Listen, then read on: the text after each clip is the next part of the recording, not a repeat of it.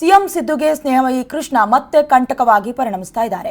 Chinnaswamy ಕಾಲ್ತುಳಿತಕ್ಕೆ CM DCM ಕಾರಣ ಅಂತ ಆರೋಪಿಸುತ್ತಿದ್ದಾರೆ. CM ಸಿದ್ದುಗೆ ಸ್ನೇಹಮಯಿ ಕೃಷ್ಣ ಮತ್ತೊಮ್ಮೆ ಕಂಟಕವಾಗಿದ್ದಾರೆ.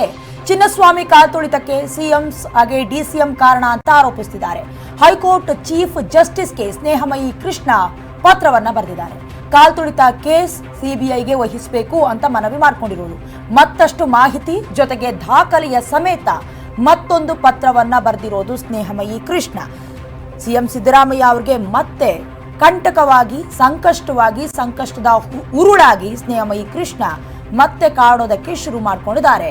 ಈ ಹಿಂದೆ ಮುಡಾ ಹಗರಣಕ್ಕೆ ಸಂಬಂಧಪಟ್ಟಂತೆ 50:50ರಲ್ಲಿ ಕೆಲವೊಂದಷ್ಟು ದೋಖಾ ಆಗಿದೆ, ಅಕ್ರಮವಾಗಿ ಸೈಟ್ಗಳನ್ನ ಹಂಚಿಕೆ ಮಾಡಿದ್ದಾರೆ ಅನ್ನುವಂಥ ವಿಚಾರಕ್ಕೆ ಸಂಬಂಧಪಟ್ಟಂತೆ ರಾಜ್ಯ ರಾಜಕೀಯ ವಲಯದಲ್ಲಿ ಸಂಚಲನವನ್ನ ಮೂಡಿಸುವಂತಹ ಹಾಗೆ 40 ವರ್ಷದ ರಾಜಕೀಯ ಜೀವನದಲ್ಲಿ ಸಿಎಂ ಸಿದ್ದರಾಮಯ್ಯ ಅವರು ಮೊದಲ ಬಾರಿಗೆ ನಾಚಿಕೆ ಕೇಡಿಗೆ ತಲೆ ತಗ್ಗಿಸುವಂತಹ ಕೆಲಸಕ್ಕೆ ಕಾರಣಕರ್ತರಾದವರು ಅಂತ ಹೇಳಿದ್ರೆ ಸ್ನೇಹಮಯಿ ಕೃಷ್ಣ.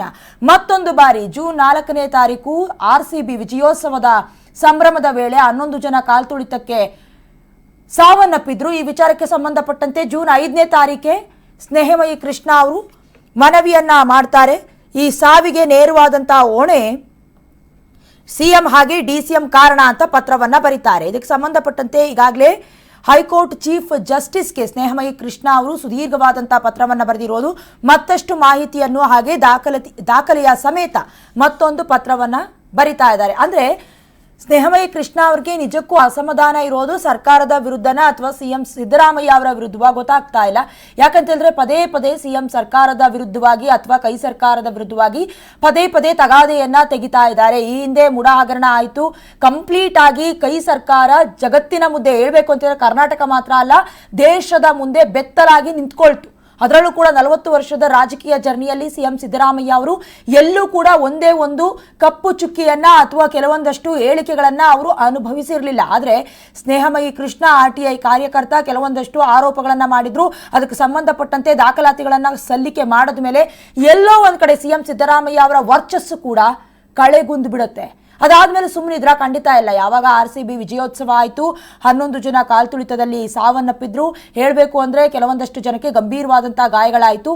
ಅದಾದ್ಮೇಲೆ ಮನವಿಯನ್ನ ಸಲ್ಲಿಕೆ ಮಾಡಿದ್ರು. ಅಂದ್ರೆ ರಾಜೀನಾಮೆಯನ್ನ ಕೊಡಬೇಕು ಸಿಎಂ ಸಿದ್ದರಾಮಯ್ಯ ಅವರು ಹಾಗೆ DCM DK ಶಿವಕುಮಾರ್ ಅವರ ದುರಾಡಳಿತದಿಂದ ಈ ರೀತಿಯಾದಂತಹ ಕೆಲವೊಂದಷ್ಟು ದುರ್ಘಟನೆಗಳು ಅವಘಡಗಳು ಸಂಭವಿಸ್ತಾ ಇದೆ.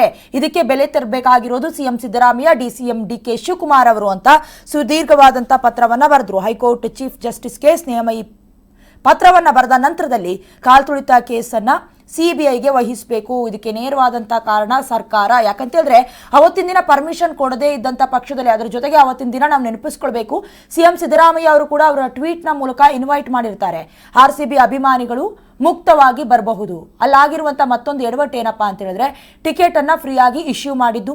ಸುಮಾರು 12-13 ಗೇಟ್ಗಳು ಇದ್ರೂ ಕೂಡ ಅಲ್ಲಿ ಓಪನ್ ಮಾಡಿದ್ದು ಕೇವಲ 4ರಿಂದ 5 ಗೇಟ್ಗಳನ್ನ ಮಾತ್ರ. ಅದ್ರ ಜೊತೆಗೆ ಒಂದೇ ದಿನ 2 ಕಡೆ ಕಾರ್ಯಕ್ರಮವನ್ನ ಹಮ್ಮಿಕೊಂಡಿತ್ತು. ಕೆಲವೊಂದಷ್ಟು ಲೋಪದೋಷ ಇದೆ. ಹಾಗಾಗಿ ಸ್ನೇಹಮಯಿ ಕೃಷ್ಣ ಅವರು ಕೂಡ ಗುಡುಕ್ತಾ ಇರೋದು ಏನಪ್ಪಾ ಅಂತ ಹೇಳಿದ್ರೆ ಚಿನ್ನಸ್ವಾಮಿ ಕಾಲ್ತುಳಿತದಲ್ಲಿ ಅಥವಾ ಕಾಲ್ತುಳಿತಕ್ಕೆ ಸಂಬಂಧಪಟ್ಟಂತೆ ನೇರವಾದ ಹೊಣೆಯನ್ನು ಹೊತ್ಕೊಳ್ಬೇಕಾಗಿರೋದು ಸಿಎಂ ಸಿದ್ದರಾಮಯ್ಯ ಹಾಗೆ DCM DK ಶಿವಕುಮಾರ್ ಅವರೇ ನೇರವಾದಂತಹ ಹೊಣೆ. ಹಾಗಾಗಿ ರಾಜೀನಾಮೆಯನ್ನ ಕೊಡಬೇಕು ಅಥವಾ ಹೊಣೆಯೊತ್ತು ಅದಕ್ಕೆ ಸಂಬಂಧಪಟ್ಟಂತೆ ಅವರು ಪರಿಹಾರವನ್ನಂತೂ ಕೇಳಿಲ್ಲ, ರಾಜೀನಾಮೆಯನ್ನ ನೇರವಾಗಿ ಕೇಳ್ತಾ ಇರೋದು. ಈಗಾಗಲೇ ದಾಖಲಾತಿಯನ್ನ ಕೂಡ ಹೆಚ್ಚುವರಿಯಾಗಿ ಸಲ್ಲಿಕೆ ಮಾಡಿದ್ದಾರೆ.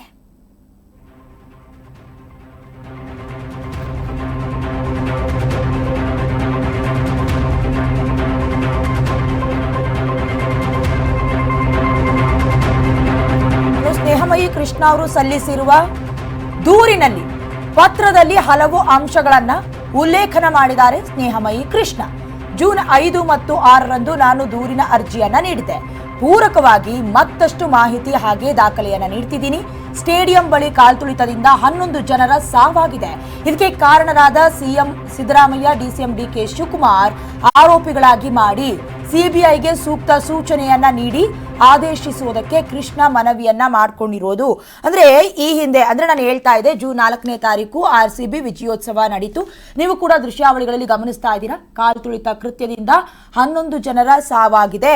ಹಾಗಾಗಿ ಇದಕ್ಕೆ ಕಾರಣರಾದ CM DCM ಅನ್ನ ಆರೋಪಿಗಳನ್ನಾಗಿ ಮಾಡಿ ಅಂತ ಪತ್ರದಲ್ಲಿ ಉಲ್ಲೇಖನ ಮಾಡಿರೋದನ್ನ ನೀವು ಕೂಡ ದೃಶ್ಯಾವಳಿಗಳಲ್ಲಿ ಗಮನಿಸ್ತಾ ಇದ್ದೀರಾ. ಇದೇ ಪತ್ರವನ್ನ ಈಗ ಹೆಚ್ಚುವರಿಯಾಗಿ ದಾಖಲಾತಿಯನ್ನ ನೀಡ್ತೀನಿ. ಅಂದ್ರೆ ಕೆಲವೊಂದಷ್ಟು ಏನು CCTV ಆಗಿರಬಹುದು ಅಥವಾ ಫುಟೇಜ್ ಆಗಿರಬಹುದು, ಅದನ್ನೆಲ್ಲ ಕೂಡ ಹೆಚ್ಚುವರಿ ಡಾಕ್ಯುಮೆಂಟ್ ಆಗಿ ಮಾಡ್ಕೊಂಡಿರೋದು ಸ್ನೇಹಮಯಿ ಕೃಷ್ಣ ಅವರು. ಹೆಚ್ಚುವರಿ ದಾಖಲಾತಿಯನ್ನ ನಾನು ಒದಗಿಸ್ತಾ ಇದ್ದೀನಿ. ಸ್ಟೇಡಿಯಂ ಬಳಿ ಕಾಲ್ತುಳಿತದಿಂದ 11 ಜನರ ಸಾವಾಗಿರೋದಕ್ಕೆ ನೇರ ಕಾರಣ CM Siddaramaiah, DCM DK Shivakumar ಅಂತ ಪತ್ರದಲ್ಲಿ ಉಲ್ಲೇಖನ ಮಾಡಿರೋದನ್ನ ಕೂಡ ನೀವು ದೃಶ್ಯಾವಳಿಗಳಲ್ಲಿ ಗಮನಿಸ್ತಾ ಇದ್ದೀರಾ. ಇದಕ್ಕೆ ಕಾರಣ ಏನು ಅಂದ್ರೆ RCB ಅವತ್ತು ದುರ್ಘಟನೆಗೆ, ಕಾಲ್ತುಳಿತದ ದುರ್ಘಟನೆಗೆ ಕಾರಣ ಯಾರು ಅಂತ ಹೇಳಿದ್ರೆ CM Siddaramaiah, DCM DK Shivakumar. ಹಾಗಾಗಿ ಅವರು ಇಬ್ಬರನ್ನ A1 ಆರೋಪಿ, A2 ಆರೋಪಿಗಳನ್ನ ಮಾಡಿ ಅಂತ ಪರೋಕ್ಷವಾಗಿ ಪತ್ರವನ್ನ ಬರೆದಿದ್ದಾರೆ.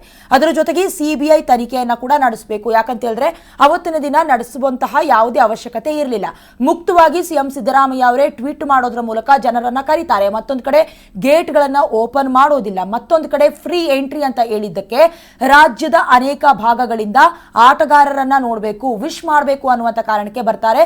ಹೇಳಬೇಕು ಅಂತ ಹೇಳಿದ್ರೆ ಆ ಸ್ಟೇಡಿಯಂನಲ್ಲಿ ಅಂದ್ರೆ ಏನು ಚಿನ್ನಸ್ವಾಮಿ ಸ್ಟೇಡಿಯಂನಲ್ಲಿ ಸುಮಾರು 35,000 ಜನ ತುಂಬಿಕೊಳ್ಬಹುದು. ಫಾರ್ ಎಕ್ಸಾಂಪಲ್ ನಾನು ಹೇಳೋದು 35,000 ಜನಕ್ಕೆ ಸೇರಬಹುದಾದಂತಹ ಆ ಒಂದು ಆವರಣದಲ್ಲಿ ಸ್ಟೇಡಿಯಂನಲ್ಲಿ ಸುಮಾರು 3.5 ಲಕ್ಷ ಜನ ಸೇರ್ತಾರೆ. ಅಂದ್ರೆ 1 ಲೀಟರ್ ಬಾಟಲ್ನಲ್ಲಿ 1 ಲೀಟರ್ ನೀರನ್ನ ಮಾತ್ರ ಹಾಕಬೇಕಾಗತ್ತೆ. ಕೊನೆ ಪಕ್ಷ ಹೆಚ್ಚಿಗೆ ನೀರು ಹಾಕಿದ್ರೆ ಹೇಗೆ ಸೋರಿಕೆ ಆಗುತ್ತೋ ಅದೇ ರೀತಿ, ಫಾರ್ ಎಕ್ಸಾಂಪಲ್ ಹೇಳ್ತಾ ಇರೋದು, ಅದೇ ರೀತಿ ದುರ್ಘಟನೆ ಅವತ್ತು, ಅವಘಡ ಅವತ್ತು ಸಂಭವಿಸ್ತು. ಅದಕ್ಕೆ ನೇರವಾದಂತಹ ಕಾರಣ CM Siddaramaiah, DCM DK Shivakumar ಅಂತ ಸ್ನೇಹಮಯಿ ಕೃಷ್ಣ ಅವರು ನೇರವಾಗಿ ಕುಟುಕ್ತಾ ಇದ್ದಾರೆ. ರಾಜೀನಾಮೆಯನ್ನ ಕೊಡಬೇಕು, ಸಂಪೂರ್ಣವಾದ ಹೊಣೆಯನ್ನ ಹೊತ್ಕೊಳ್ಬೇಕು ಸಿದ್ದರಾಮಯ್ಯ ಹಾಗೆ DK ಶಿವಕುಮಾರ್ ಅಂತ ನಾವು ಈ ಹಿಂದೆ ಹೇಳ್ತಾ ಇದೆ. ಅಂದ್ರೆ ಸ್ನೇಹಮಯಿ ಕೃಷ್ಣ ಅವ್ರಿಗೆ ಪರ್ಸನಲಿ ವೈಯಕ್ತಿಕವಾಗಿ ಯಾವುದೇ ದ್ವೇಷಗಳಿಲ್ಲ ಅಂತ ಮುಡಾ ಹಗರಣ ಆದ ಸಂದರ್ಭದಲ್ಲೇ ಅವರು ಸ್ಪಷ್ಟನೆಯನ್ನ ಕೊಟ್ಟಿದ್ರು ಕೂಡ ಪದೇ ಪದೇ ಕೈ ಸರ್ಕಾರದ ವಿರುದ್ಧವಾಗಿ, ಜೊತೆಗೆ CM ಸಿದ್ದರಾಮಯ್ಯ ಅವರ ವಿರುದ್ಧವಾಗಿ ನೇರವಾಗಿ ಆರೋಪ ಮಾಡ್ತಾ ಇರೋದು. ರಾಜೀನಾಮೆಯನ್ನ ಕೊಡಬೇಕು ಅಂತ ಈ ಹಿಂದೆ ಮುಡಾ ಹಗರಣಕ್ಕೂ ಸಂಬಂಧಪಟ್ಟಂತೆ ಒತ್ತಾಯ, ಒಕ್ಕುರುಲು ಕೇಳಿ ಬಂದಿತ್ತು. ಈಗಲೂ ಕೂಡ ಹೆಚ್ಚುವರಿ ಮಾಹಿತಿ ದಾಖಲೆಯ ಸಮೇತವಾಗಿ ಮತ್ತೊಂದು ಪತ್ರವನ್ನ ಬರೆದಿರೋದು. ಎಲ್ಲೋ ಒಂದು ಕಡೆ ಸ್ನೇಹಮಯಿ ಕೃಷ್ಣ ಅವರಿಗೆ CM ಸಿದ್ದರಾಮಯ್ಯ ಅವರ ಮೇಲೆ ಯಾಕಿಷ್ಟು ಕೋಪ, ಅದು ಕೂಡ ನಾವು ಪ್ರಶ್ನೆ ಮಾಡಬೇಕಾಗತ್ತೆ. ಯಾಕಂತಂದ್ರೆ ಹೌದು, ಒಪ್ಕೊಳ್ಳೋಣ, ಅವತ್ತು ಜೂನ್ 4ನೇ ತಾರೀಕು RCB ವಿಜಯೋತ್ಸವ ನಡೀತು. ಅವತ್ತಿನ ದಿನ ಇಡೀ ಇತಿಹಾಸದ ಪುಟದಲ್ಲಿ ಯಾವತ್ತೂ ಕೂಡ ಆಗದೆ ಇರುವಂತಹ ಒಂದು ದುರ್ಘಟನೆ ಸಂಭವಿಸ್ತು. ಇದಕ್ಕೆ ಸಂಬಂಧಪಟ್ಟಂತೆ ಪರಿಹಾರವನ್ನ ಕೂಡ ಘೋಷಣೆ ಮಾಡಿದ್ದಾಗಿದೆ. ತುಂಬಾ ಲೇಟಾಗಿ ಪರಿಹಾರವನ್ನ ವಿತರಿಸಿದ್ರು ಕೂಡ ಅದೆಲ್ಲ ಒಂದು ಕಡೆ ಇಟ್ರು ಈಗ ಸ್ನೇಹಮಯಿ ಕೃಷ್ಣ ಅವರು ಮತ್ತಷ್ಟು ಮಾಹಿತಿ ದಾಖಲೆಯ ಸಮೇತ ಮತ್ತೊಂದು ಪತ್ರವನ್ನ ಬರೆದು ಹೈಕೋರ್ಟ್ ಚೀಫ್ ಜಸ್ಟಿಸ್ಗೆ ಕೆಲವೊಂದಷ್ಟು ಮಹತ್ವದ ದಾಖಲಾತಿಯನ್ನ ಸಲ್ಲಿಕೆ ಮಾಡಿದ್ದಾರೆ. ಅದರಲ್ಲಿ ಅವರು ಸ್ಪಷ್ಟಪಡ್ತಾ ಇರೋದು ಕೂಡ ಇದೆ. ಜೂನ್ 5 ಮತ್ತು 6ನೇ ತಾರೀಕು ನಾನು ಈ ವಿಚಾರಕ್ಕೆ ಸಂಬಂಧಪಟ್ಟಂತೆ ದೂರಿನ ಅರ್ಜಿಯನ್ನ ನೀಡಿದ್ದೆ. ಪೂರಕವಾಗಿ ಅಂದ್ರೆ ಅದೇ ವಿಚಾರಕ್ಕೆ ಸಂಬಂಧಪಟ್ಟಂತೆ ಇನ್ನಷ್ಟು ಮಹತ್ವದ ತುಂಬಾ ಸ್ಟ್ರಾಂಗ್ ಆಗಿರುವಂತಹ ಮಾಹಿತಿ ನನ್ನ ಹತ್ರ ಇದೆ. ಹಾಗಾಗಿ ಅದನ್ನ ಕೂಡ ಗಮನ ಹರಿಸಬೇಕು ಅನ್ನೋದನ್ನ ಈಗ ಅಂದ್ರೆ ಖಾತ್ರಿ ಪಡಿಸ್ತಾ ಇದ್ದಾರೆ. ಹಾಗೆ ಇದಕ್ಕೆ ನೇರವಾದಂತಹ ಕಾರಣ CM Siddaramaiah, DCM DK Shivakumar. ಹಾಗಾಗಿ ಅವರನ್ನ ಆರೋಪಿಗಳಾಗಿ ಕನ್ಸಿಡರ್ ಮಾಡಿ ಅಂತ ಹೇಳ್ತಾ ಇರೋದು. ಅದ್ರ ಜೊತೆಗೆ CBIಗೂ ಕೂಡ ಸೂಕ್ತವಾದ ಸೂಚನೆಯನ್ನ ನೀಡಬೇಕು ಅಂತ ಆದೇಶವನ್ನ ಮಾಡುವಂತೆ ಮನವಿಯನ್ನ ಮಾಡ್ಕೊಳ್ತಾ ಇದ್ದಾರೆ ಸ್ನೇಹಮಯಿ ಕೃಷ್ಣ. ಈ ತನಿಖೆ ಎಲ್ಲಿವರೆಗೂ ನಡೆಯುತ್ತೆ? ಯಾಕಂತಂದ್ರೆ ಈ ಹಿಂದೆ ಕೂಡ ಎಲ್ಲ ಈಗ ಕೇವಲ RCB ವಿಜಯೋತ್ಸವದ ವೇಳೆ ಕಾಲ್ತುಳಿತ ಮಾತ್ರ ಹೇಳ್ತಾ ಇರೋದಲ್ಲ, ನಮ್ಮ ರಾಜ್ಯದಲ್ಲಿ ಸೇರಿದಂತೆ ದೇಶದಲ್ಲಿ ನಡೀತಾ ಇರುವಂತಹ ಒಂದು ತಲೆ ತಗ್ಗಿಸುವಂತ ವಿಚಾರ ಏನಪ್ಪಾ ಅಂತ ಹೇಳಿದ್ರೆ ಫ್ರಾಕ್ಷನ್ ಆಫ್ ಸೆಕೆಂಡ್ ಅಥವಾ ಹೀಟ್ ಏನಿರುತ್ತೆ ಆ ಕ್ಷಣದಲ್ಲಿ ಮಾತ್ರ ನಾವು ತನಿಖೆ ಮಾಡ್ತೀವಿ, ಪರಿಶೀಲನೆ ನಡೆಸ್ತೀವಿ ಅಂತ ಹೇಳ್ತಾರೆ. ಯಾವಾಗ ದಿನಗಳು ಕಳೆದಂತೆ ವಿಚಾರಗಳನ್ನ ಮರೆತು ಹೋಗೋದು ಸರ್ವೇ ಸಾಮಾನ್ಯ ಅಂತ ಆಗ್ಬಿಟ್ಟಿದೆ. ಅದಕ್ಕೆ ಸ್ನೇಹಮಯಿ ಕೃಷ್ಣ ಅವರು ಮತ್ತೆ ರಿವೈಂಡ್ ಮಾಡ್ತಾ ಇದ್ದಾರಾ?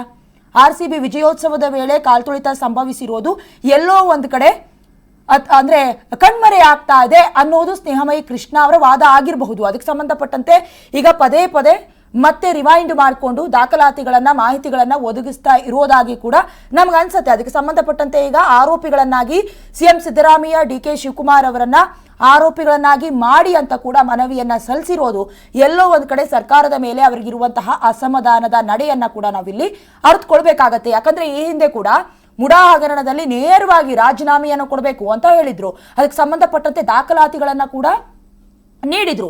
ಯಾವಾಗ ರಿಲ್ಯಾಕ್ಸೇಷನ್ ಸಿಕ್ತು ಸಿಎಂ ಸಿದ್ದರಾಮಯ್ಯ ಅವರಿಗೆ, ಅದಾದ ಮೇಲೆ ಸುಮ್ಮನಾಗ್ಲಿಲ್ಲ ಸ್ನೇಹಮಯಿ ಕೃಷ್ಣ ಅವರು. ಎಲ್ಲೋ ಒಂದು ಕಡೆ ಒಂದೇ ಒಂದು ಅಸ್ತ್ರ ಸಿಕ್ಕಿದ್ರು ಸಾಕು, ಸಿದ್ದರಾಮಯ್ಯ ಅವರನ್ನ ಹೇಗಾದ್ರೂ ಮಾಡಿ ಮತ್ತೆ ಹಳ್ಳಕ್ಕೆ ನೂಕಬೇಕು ಅಂತ ಕಾಯ್ದಂತೆ ಕಾಣಿಸ್ತಾ ಇತ್ತು. ಅದೇ ಸಂದರ್ಭದಲ್ಲಿ ಜೂನ್ 4ನೇ ತಾರೀಕು ವಿಜಯೋತ್ಸವ ನಡೆಯುತ್ತೆ. ಅವತ್ತು ಕಾಲ್ತುಳಿತ ಪ್ರಕರಣದಲ್ಲಿ 11 ಜನ ಸಾವಿಗೀಡಾಗ್ತಾರೆ.